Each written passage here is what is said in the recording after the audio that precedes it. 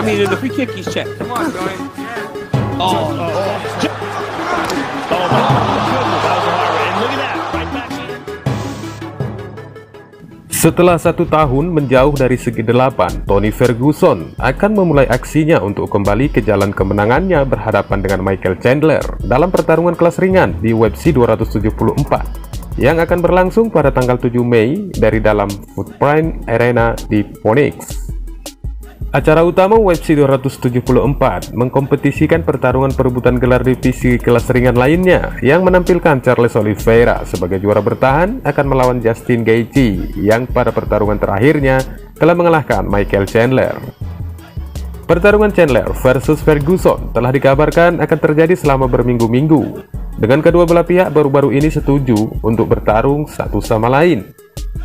12 kemenangan beruntun Ferguson sejak tahun 2013 terhenti di UFC 249 pada tahun 2020, juga oleh petarung yang mengalahkan lawannya nanti, Justin Gaethje.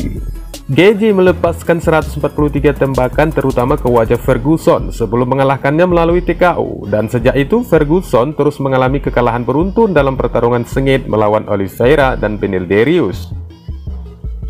Michael Chandler sebagai lawan Kekuatan nantinya menyatakan bahwa Ferguson akan menjadi lawan yang lebih sulit daripada McGregor karena sifatnya yang tidak dapat diprediksi dan kardio yang superior.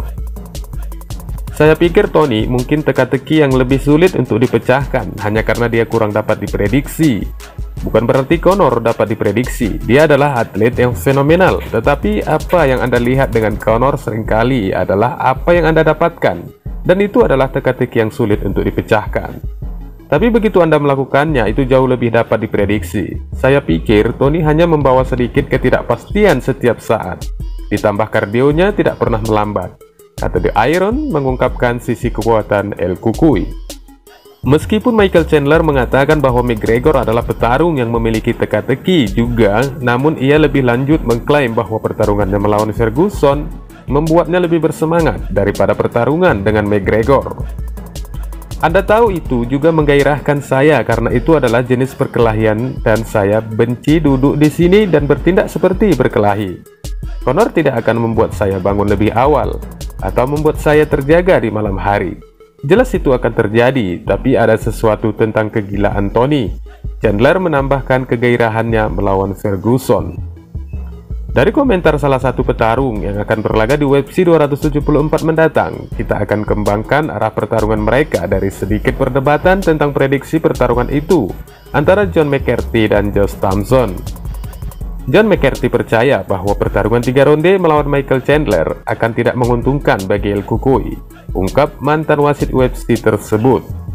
Namun lain halnya dengan Josh Thompson, yang tetap meyakinkan jagoannya Tony Ferguson akan mampu mengatasi The Iron.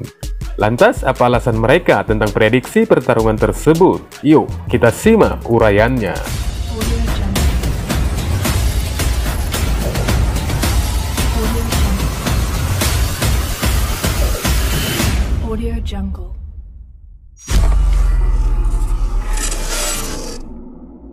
Yeah, if it was a 5-round fight, then I would give it to Tony. Tony's pressure, his push kick up the middle, his long jabs, his combinations.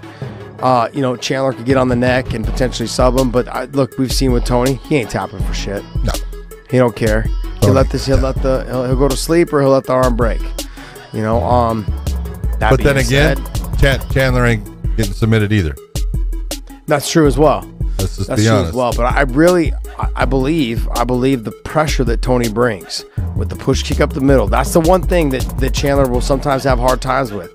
That push kick and those body kicks. He had a hard time with Benson with the body kicks.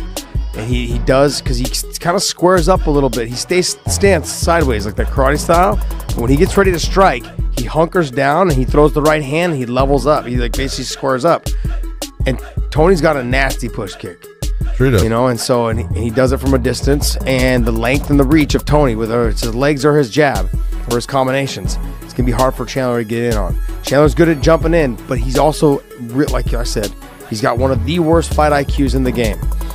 But he's explosive, he's talented, he's a really good fighter, he's a damn good fighter.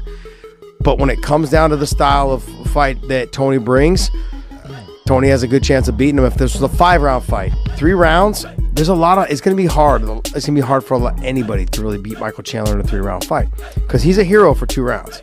He's got a lot of fight in him for 2 rounds. A lot of energy, you know, a lot of speed. Yep, he's got a lot of, we saw that with the Gaethje fight. I mean, they fucking took some shots, you know, and he was still fighting his ass off in the 3rd round. In a 3-round fight, he's a stud. Freaking crazy. Get him in that 4th and 5th round, those championship rounds, he starts to slow down a lot, like significantly. So, and that's where Tony shines.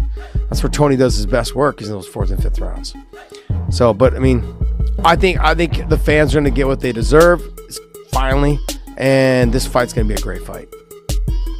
I look at it, at this point, Tony has slowed down. You got to be honest with it. And the speed is a factor in this fight. Tony's submission abilities are good, but Chandler's gone with guys that are better and have tried to lock him up, and he fights his way through all of them. He's not going to tap either.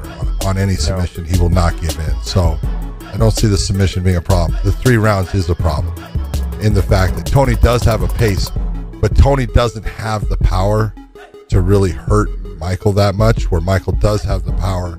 He can put Tony back, and for 2 rounds, I think he's going to really have a hard time stopping what Chandler does.